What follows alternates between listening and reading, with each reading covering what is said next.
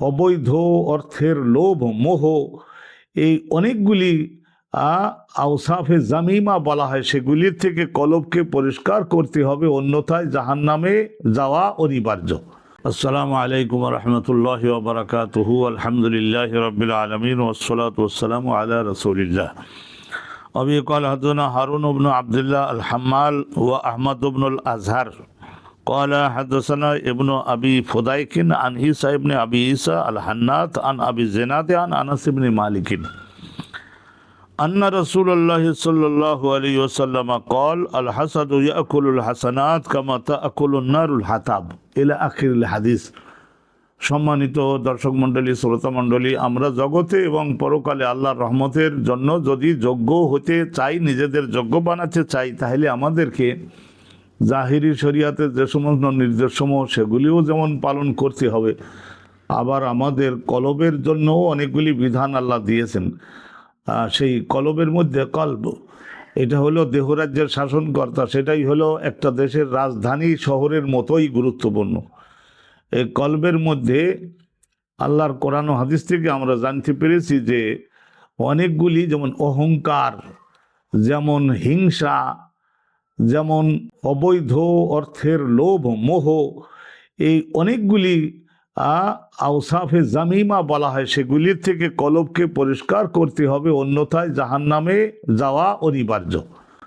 তা সেগুলির মধ্য থেকে একটা হলো হিংসা। হিংসা হলো এই যে আমি যে সুযোগটা আইনগতভাবে অর্জন করেছি, আইনগতভাবে সেই সুযোগটা অন্য আর একজন যাতে গ্রহণ করতে না পারে। কেন রে বাবা, এ তো অনন্ত রহমত আল্লাহর, তো আল্লাহর বান্দা একটা বড় সুযোগ পাবে, আপনি সেক্ষেত্রে অপছন্দ করেন কেন? এটা মনের সংকীর্ণতা। কোরআন সুন্নাহ যারা গ্রহণ করে তাদের জন্য সংকীর্ণতা তো থাকতে পারে না। তা এখানে সনদটা আমি আপনাদের উদ্দেশ্যে পড়িয়েছি, আপনারা শুনলেন। হজরতে ইমাম তিরমিজি রহমতুল্লাহ, হজরতে ইমাম ইবনে মাজা হুজুরের শিক্ষক হারুন ইবনে আবদুল্লাহ আল হাম্মাল এবং আহমদ ইবনে আজহার, এই দুইজন, তাদের শিক্ষক হলেন ইবনু আবি ফুদায়েক, তার শিক্ষক ঈসা ইবনে আবু ঈসা আল হান্না, তার শিক্ষক আবু জানাত, তারপরে হজরতে আনাস বিন মালিক। বিখ্যাত একখানি হাদিস কিন্তু আপনাদের উদ্দেশ্যে একটু বলতে আগ্রহী হয়েছি। আন্না রসুল আল্লাহ কল, নিশ্চয়ই রসুল্লাহ বলেছেন। আনাস বিন মালিক বলছেন, বলে হিংসা, হিংসা মানে যে সুযোগটা আমি অর্জন করব সেই সুযোগটা আরেকজন অর্জন করুক, এইটা আমার সহ্য হয় না, বা আমার চাইতে আরেকজন বেশি উন্নতি করুক সেটাও আমার পছন্দ হয় না। এটার বলা হিংসা। আরেকজন একটা বিরাট সুযোগ পাইছে, তার হাত থেকে সেই সুযোগটা ছুটে যাক, এইটা আশা করা।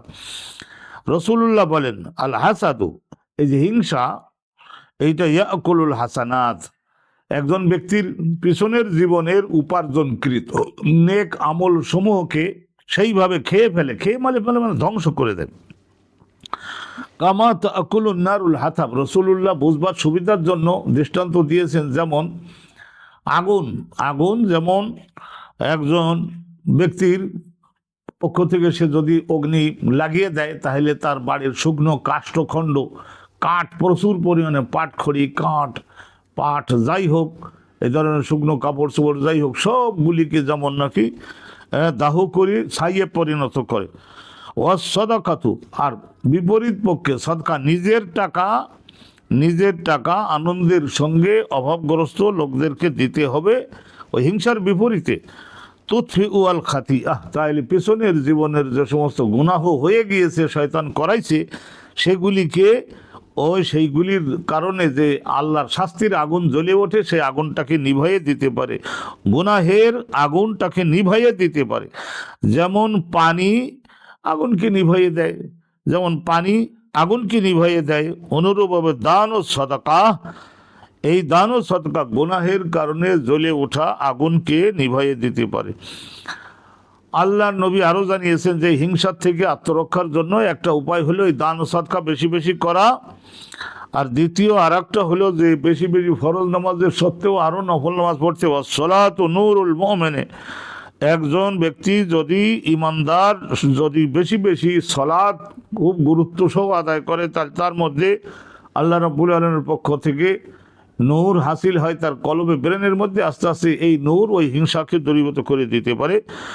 আল্লাহ নবী আরও বলেছেন যে ফরজ রোজা সহ নফল রোজাগুলি রাখবে, ও সিয়াম ও জুন্নাহ জন্নাতুন মিনান নার, জাহান্নামের আগুনের থেকে দুনিয়াতে বাঁচাবার জন্য এই রোজাটা হচ্ছে জন্নাহ, ঢাল স্বরূপ, প্রাচীর স্বরূপ, ঢাল স্বরূপ এবং প্রাচীর স্বরূপ। তাহলে রোজার মাধ্যমে, সলাতের মাধ্যমে আর দান ও সদাকার মাধ্যমে একজন মানুষ তার কলবের সংশোধন করে ফেলতে পারে এবং এইভাবে কলবের মধ্য থেকে হিংসা দূরীভূত হয়ে যেতে পারে। তার জীবনের, হিংসামুক্ত একজন ব্যক্তির জীবনের সব নেক আমলগুলি নিরাপদে থাকে, আখিরাতে বেহেশতে গিয়ে সেগুলি ভোগ করতে পারবে। আল্লাহ আমাদেরকে হিংসা মুক্ত কলব নসিব করুন।